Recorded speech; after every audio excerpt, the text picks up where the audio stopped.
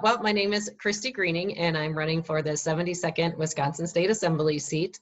I am a native of central Wisconsin. I grew up and graduated from Nakusa High School right here in the central Wisconsin area. I am a wife, a mother, a former school teacher, clean water advocate, you name it, community volunteer. Any day of the week, I'm wearing a different hat. I'm jumping into the political arena after 8 years of really working on a lot of environmental and clean water issues, often which took me down to Madison. And it was at this time that I really was able to observe the disconnect between our elected officials and what the citizens were wanting to see. And I believe in representative government, and I believe it's broken. And with that, I decided to jump into the political arena on the craziest year ever for campaigning. But here I am, giving it everything I got.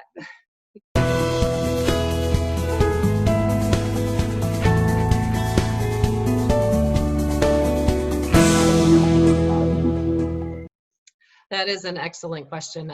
I do believe in climate change. I do believe in clean energy. I think those are both initiatives Wisconsin needs to look at very closely and with a solid game plan. We do need to move toward more clean energy. In my local township where I live, the township of Saratoga, there is actually a solar array proposed for our community. And after diving in and researching about that solar array, I welcome it 100%. I think the state of Wisconsin in general needs to look toward more clean energy initiatives, but in the same breath, we need to be very aware that as we improve and increase our clean energy initiatives, the opposite side of the spectrum is folks will also be losing jobs in other sectors. And as we start proposing legislation or initiatives to bring these clean energy facilities into Wisconsin, there needs to be a balancing act where folks that are losing their job, be it in the coal mining industry or the power plant industry, that perhaps in that legislation we have pieces that they are guaranteed training and education in the new technologies to transfer from one job force to the other without single-handedly kind of cutting them off at the knees and putting them out of work.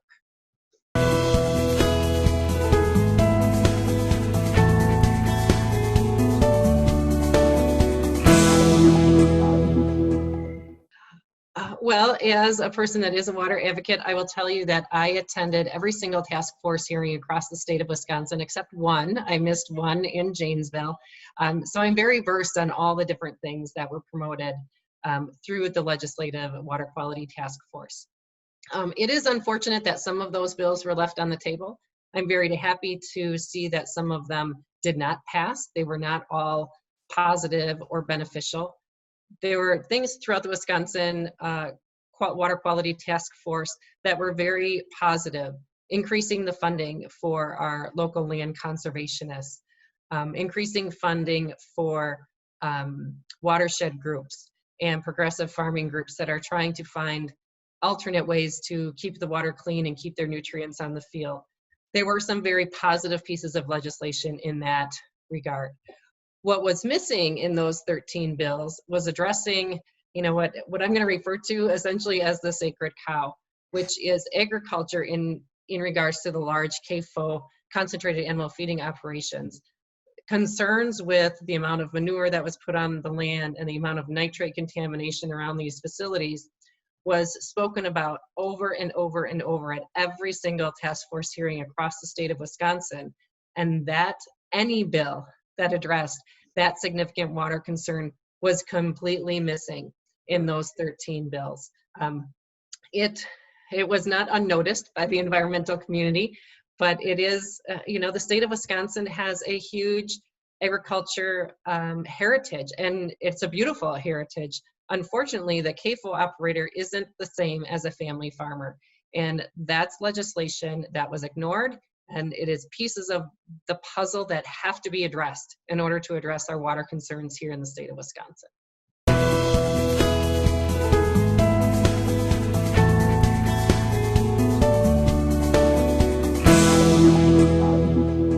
The very first thing I did after registering my papers to be a candidate for this election was to sign the Fair Maps Pledge, which is in full support of the Nonpartisan Redistricting Commission. A citizen's vote, regardless if it's here in Wisconsin or nationwide, it is a cornerstone of our democracy. Our vote is our voice. And to take away the voice of the citizens in favor of one political party by simply drawing a line sideways instead of up and down is completely unethical, and it is not representative government when the representatives are picking their constituents instead of the constituents picking their representatives. So I fully, wholeheartedly support a nonpartisan redistricting commission, and I really question any current legislator or individual running for elected office that wouldn't.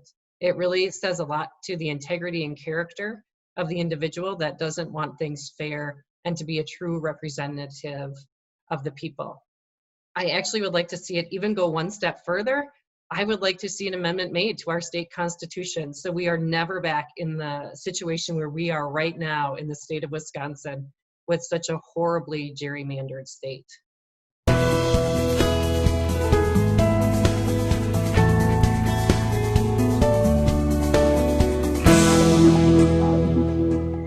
I have been very open throughout my campaign that I am an independent. I am running under the Democratic flag, but I wholeheartedly believe in standing in the middle of the aisle, standing in the middle of the road, and reaching my hand out to both sides. If there is one thing that I have heard throughout this campaigning craziness, people are fed up. They're as fed up as I am about the significant amount of polarizing between the parties and who can flex their muscles the biggest and strongest in front of the bathroom mirror to show that they have the most power. And that seems to be what's happening right now at the state level. Who has the most power? And they're completely ignoring what is best for the health, safety, and welfare of the citizens of Wisconsin. We seem second in priority right now than the priority, which we should be. So I'm ready. I am here to reach out to both sides of the aisle. People over party is actually my campaign slogan, and I believe it 100%. The people need representation down in Madison. The parties need to put their politics aside and let's start getting some work done.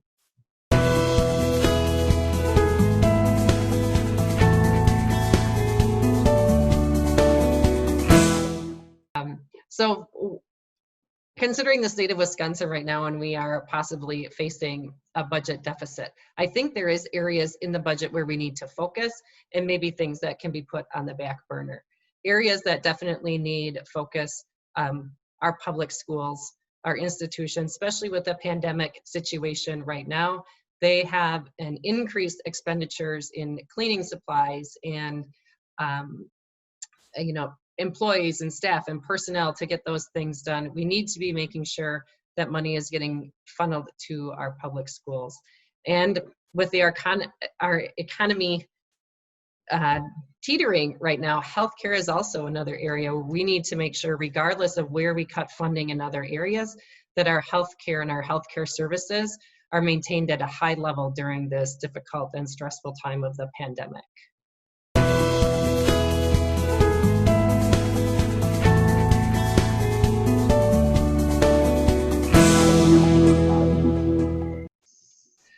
Well, I think there has been an excellent push so far to encourage voting in advance, either voting absentee, voting at your local county clerks in advance, that 2-week window of in-person voting. I believe the numerous drop boxes that have been implemented in the different various communities have done an excellent job at promoting that drop boxes are available for folks that are afraid to go to the in-person voting. And there is all the different websites and all the different information that if anybody needs to find out that information on voting, they can access my campaign website for sure, but also your local municipality's website about voting.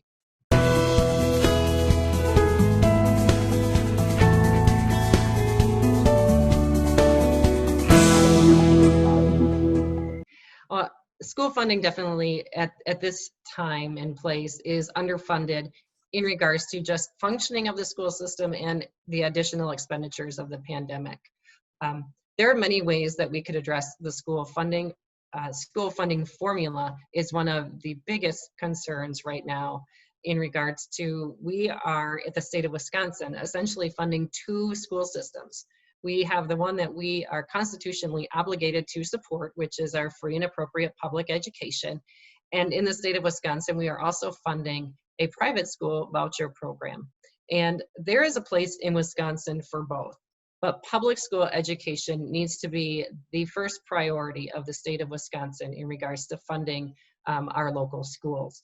So in regards to addressing funding, we need to address first and foremost the way the money is distributed between our public school system and our private voucher school system, and make sure that our public school system is once again put as the priority, because right now it is not as the priority.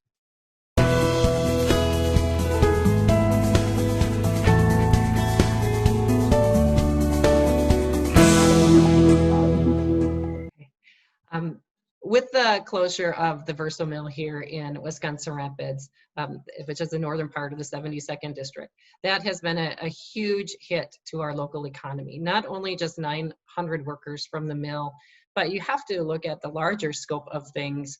It has impacted truck drivers and pulpers and the secondary businesses that have relied on the paper industry. In the state of Wisconsin, we're now down to 32 paper mills. An estimated $28 billion of revenue. So if there is any backbone industry in our state that we should be actively and aggressively looking to support and invest in, it's our paper mill industry. You know, worst case scenario, if Verso is not able to find a buyer, or if another paper company is just simply not willing due to the climate of the paper industry right now to take over the mill, we need to start thinking out of the box. You look at the paper mill, the Verso paper mill is a huge facility. What other industries could go in there that would provide a livable wage or sustaining workforce for our Wisconsin Rapids area? And maybe we get even more creative. Maybe it becomes a manufacturing hub. That building is gigantic. You could easily separate that into multiple different industries housed under one building. And how can we, you know, leverage and take advantage of the facility and bring in a workforce that has a sustainable living wage and keep our families here? Unfortunately, with the closure of the mill, we are already seeing families exit Wisconsin Rapids because they need a job. They need to be able to supply for their family. And if we cannot address this situation as quickly as possible, we're going to see a continued loss of citizens for our local community.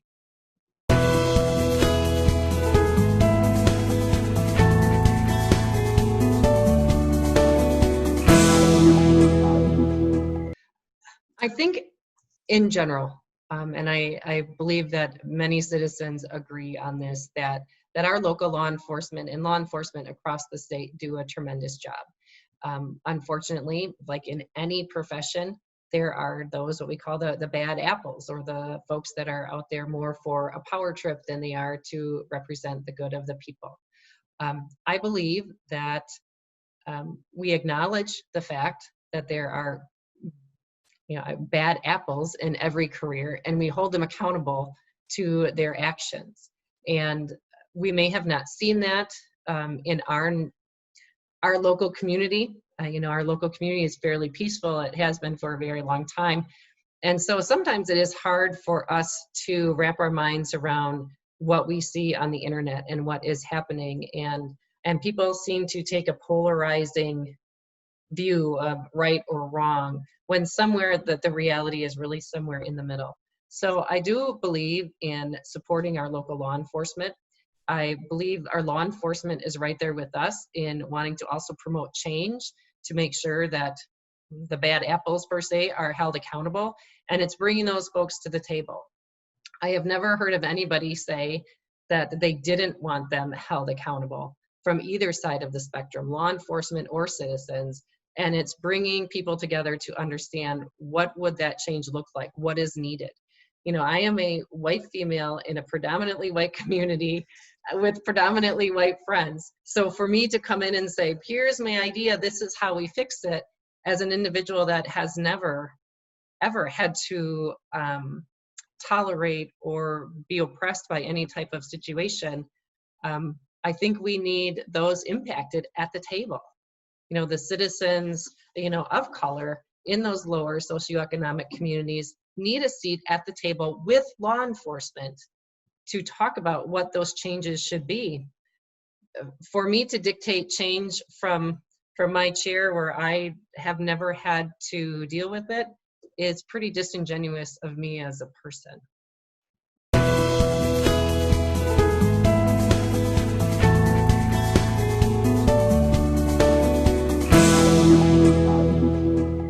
Well, I appreciate the time to speak with you here today. I hope all the other candidate interviews go as well as I feel this one has. I appreciate the opportunity in this crazy campaign world this year. Everything is virtual. And so I absolutely appreciate the time that you folks are taking to kind of slice everything together and have all the candidates answering the same questions, and just the integrity that you've shown here today. I appreciate that very much.